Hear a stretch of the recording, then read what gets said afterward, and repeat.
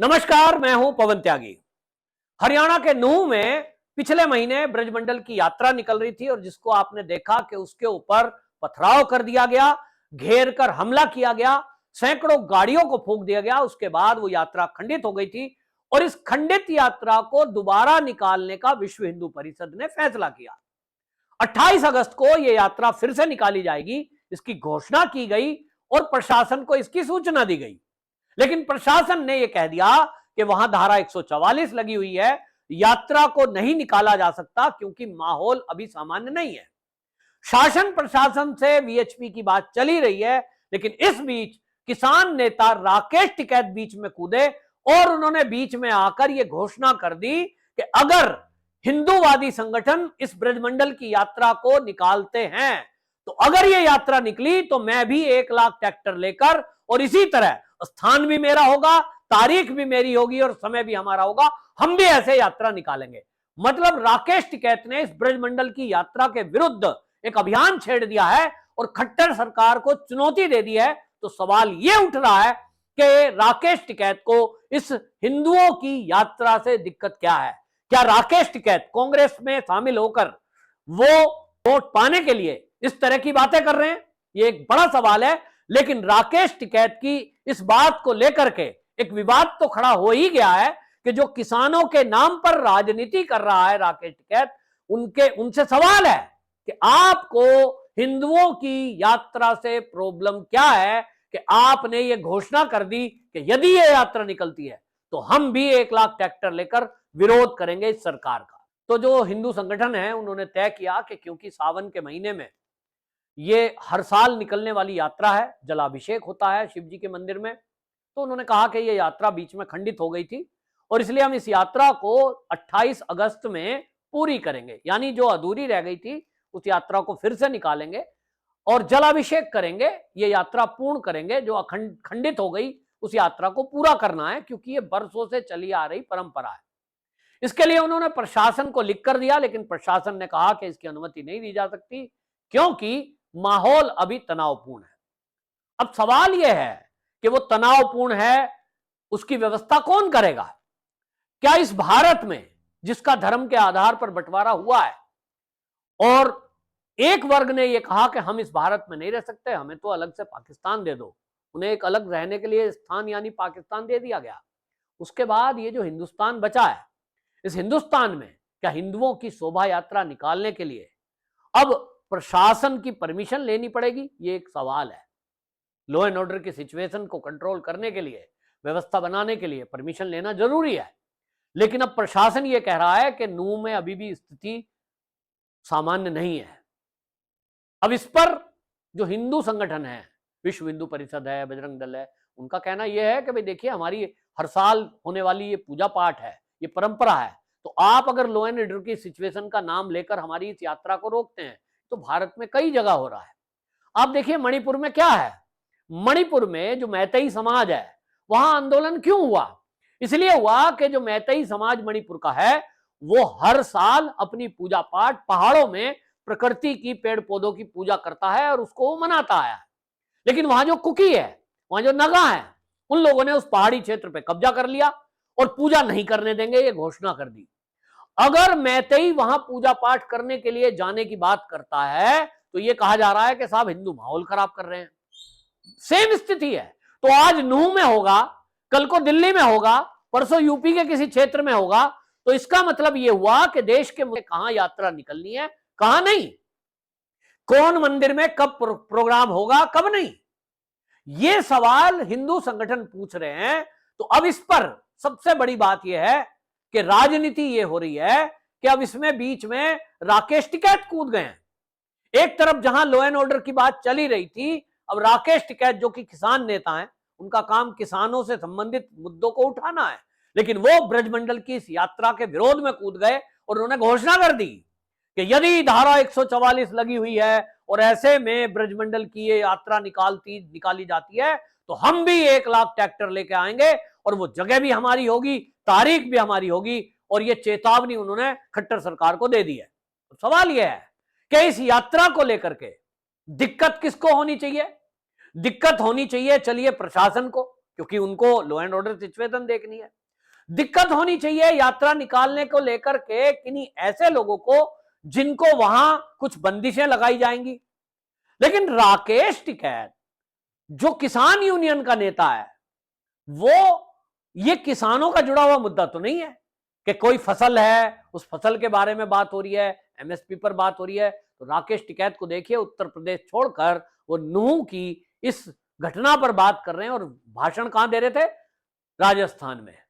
यानी राकेश टिकैत का हम देख रहे हैं कि जब से ये 3 कृषि बिल आए उसके बाद से जिस तरह से ये राजनीतिक मुद्दों पर बात करते हैं, यानी किसानी छोड़कर बाकी सभी राजनीतिक मुद्दों पर ये अपनी बात रखते हैं और सरकार को चेतावनी दे रहे हैं।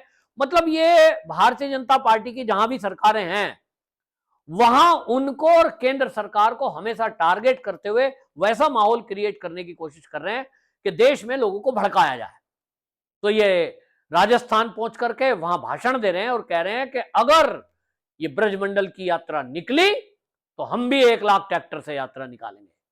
अब सवाल यह है कि नूह के कुछ कट्टरपंथी लोग हैं, उनको यात्रा से दिक्कत हो तो समझ में आता है, लेकिन राकेश टिकैत को इस यात्रा से क्या दिक्कत है भाई?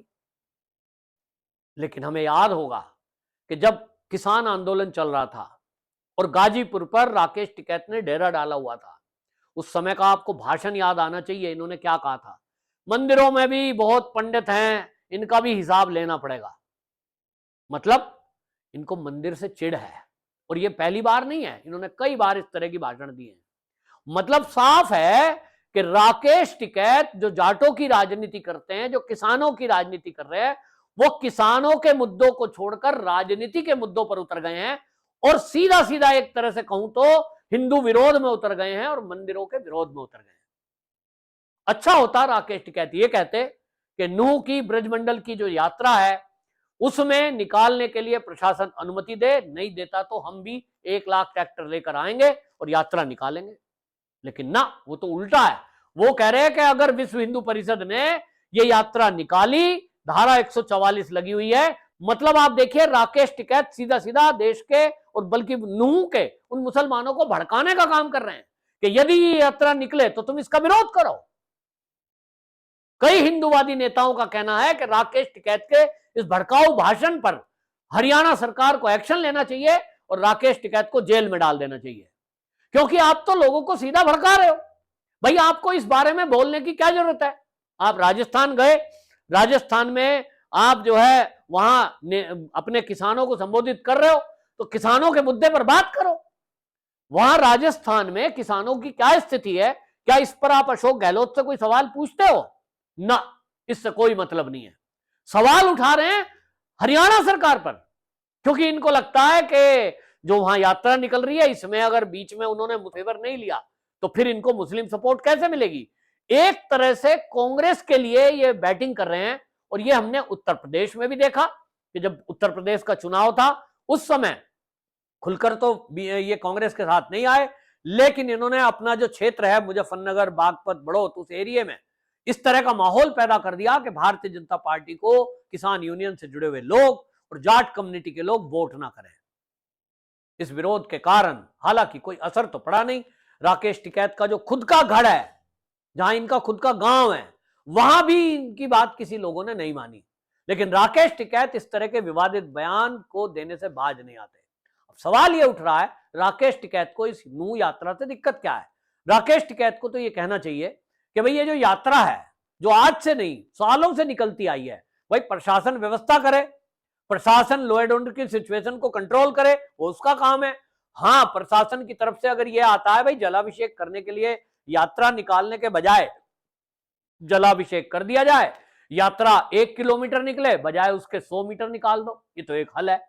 लेकिन आप ये धमकी दे दें कि अगर ये यात्रा निकलती है तो हम भी ट्रैक्टर लेकर आएंगे, इससे तो बिल्कुल स्पष्ट हो गया कि राकेश टिकैत ये कहना चाहते हैं कि अब इस तरह की कोई भी यात्रा अगर निकलती है तो राकेश टिकैत की पूरी यूनियन ये तो इसके विरोध में है।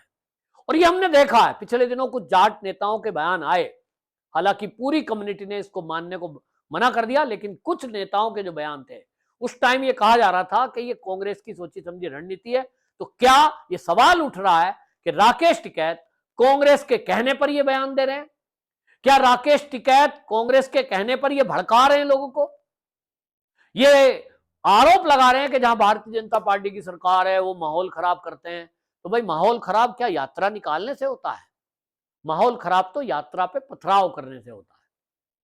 अगर नूह की जो ब्रजमंडल की यात्रा है वो अगर आराम से निकल जाती, महिलाएं थे, बच्चे थे, उसमें बूढ़े थे, और वो अपनी यात्रा निकाल के हर साल की तरह जलाभिषेक कर देते, तो माहौल खराब कहां से होता भाई?